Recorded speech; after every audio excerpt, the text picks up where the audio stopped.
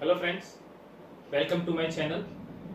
You can search my all educational videos for standard 8, 9, 10th maths and science by typing Pravinesh publication on YouTube.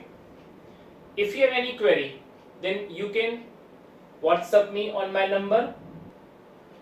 Today I am going to explain standard 10 biology chapter number 6 life processes part 3 human respiratory system. Friends, you can see the diagram of human respiratory system on your screen, which is given in the textbook. Just focus the diagram, memorize this diagram. You need to understand each and every part of this diagram. In this diagram, you can see nasal passage, mouth cavity, pharynx, larynx, alveoli, respiratory, bronchioles, bronchi, bronchioles, alveolar sac, diaphragm, ribs, lungs, ribs of cartilage and trachea. Now we will understand human respiratory system. What is the respiration first of all? What is the definition of respiration? Friends, we inhale oxygen and we give out carbon dioxide.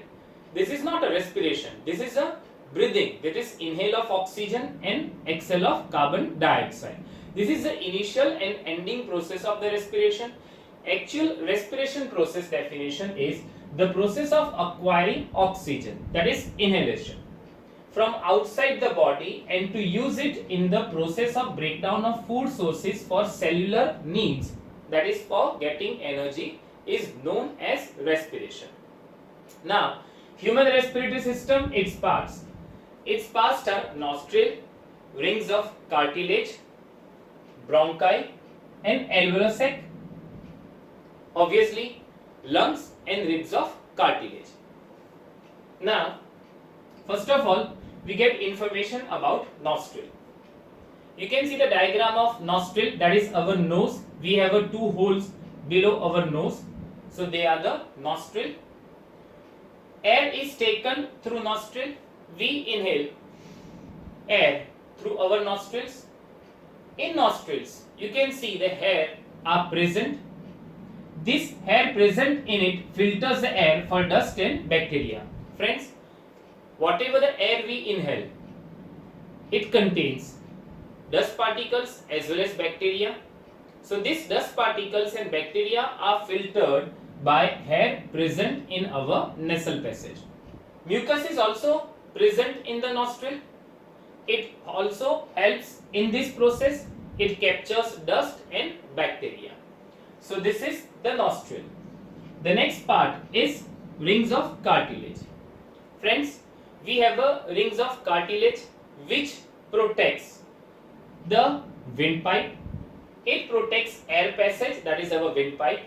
It makes sure that air passage do not collapse. You can see the diagram of rings of cartilage over here.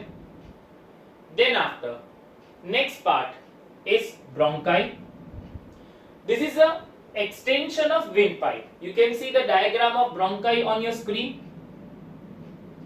It takes air to lungs.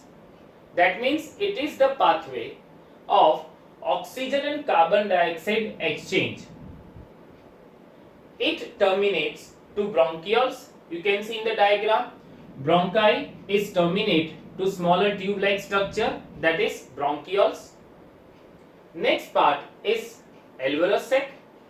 At the end of these bronchioles, they have a pouch-like structure is known as alveolar sac. You can see the diagram of alveolar sac on your screen.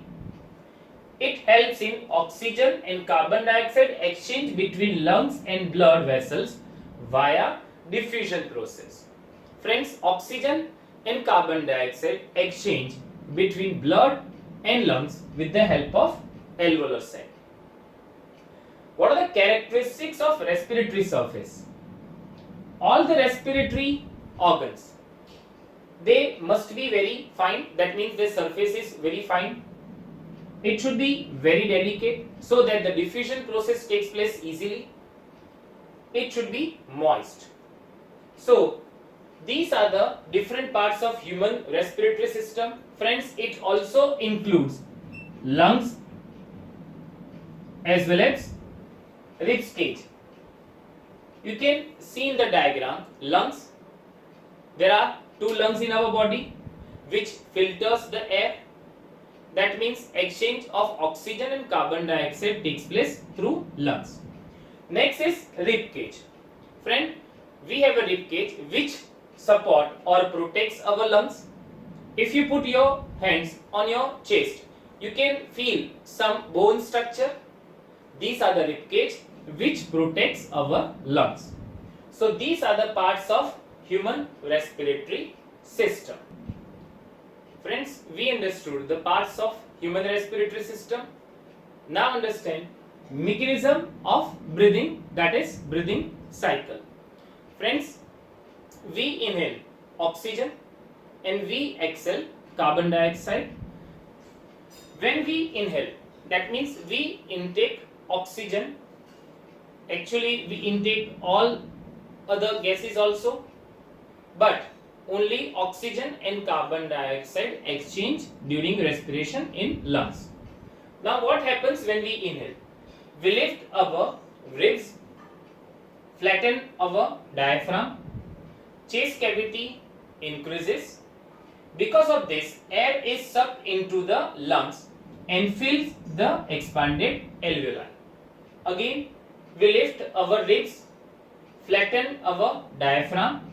Friends, diaphragm is present here. You can see in the diagram the position of the diaphragm.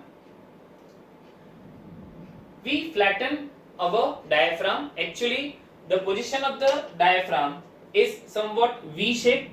When we inhale, it becomes flattened. Chest cavity increases. Why chest cavity increases? Because air rushes towards the lung. Because of this, air is sucked into the lungs and fills the expanded alveoli. You can see in the diagram on your screen, when we inhale, what happens in respiration. Now, when we exhale, that means carbon dioxide is going out. We lower the ribs and it relaxes. Diaphragm comes to the normal position, that is in the relaxed position, so that the chest cavity reduces, lungs contracts or becomes small, and air rushes out of the lungs. You can see in the diagram what happens when we exhale. Now friends, there is an exchange of these gases between alveolar sac, that is alveoli, and blood. You can see in the diagram on your screen, many blood vessels are surrounded by the alveolar sac. Now on the board, this black portion is I have drawn a small portion of the alveoli, and this red part is of the blood vessel. This is a carbon dioxide molecule. In alveolar sac, initially there are more amount of oxygen. So now in alveolar sac there are more amount of oxygen, and in blood vessel there is less amount of oxygen. So via diffusion process, we know what is diffusion process. The molecules of gases will move from higher concentration towards lower concentration. So oxygen will move towards the blood vessels. Friends, here no direct contact between alveolar sac and blood vessels. Here only via diffusion gases will exchange. In blood vessels there is more amount of carbon dioxide, and in alveolar sac there is less amount of carbon dioxide. So carbon dioxide will move towards alveoli. So by this process, exchange of gases takes place. Friends, so this is diffusion process. If the size of organism is very small or they are unicellular, so only diffusion process is enough to transfer these gases from each and every part of a cell. But if the organism is complex, multicellular, like human beings, so only diffusion process is not enough. Now think how much time it will take for this oxygen, whatever we inhale through our nostrils, will reach to our toe if it is passed by only diffusion process? You will surprise, the answer is 3 years. It will take the oxygen molecule, whatever we inhale right now, it will reach to our toe after 3 years. So that is very difficult because our cell, each and every cell needs oxygen immediately for different metabolic processes. So how this oxygen will move to the different parts of a cell? Once via diffusion, it will reach to the blood vessels. In blood, we have a respiratory pigment called hemoglobin. This is the iron content. Hemoglobin have a high affinity towards oxygen. What is the meaning of high affinity? It immediately combines with the hemoglobin. Oxygen immediately combined with the hemoglobin, and immediately this blood will reach to our toe and oxygen will reach towards this cell easily.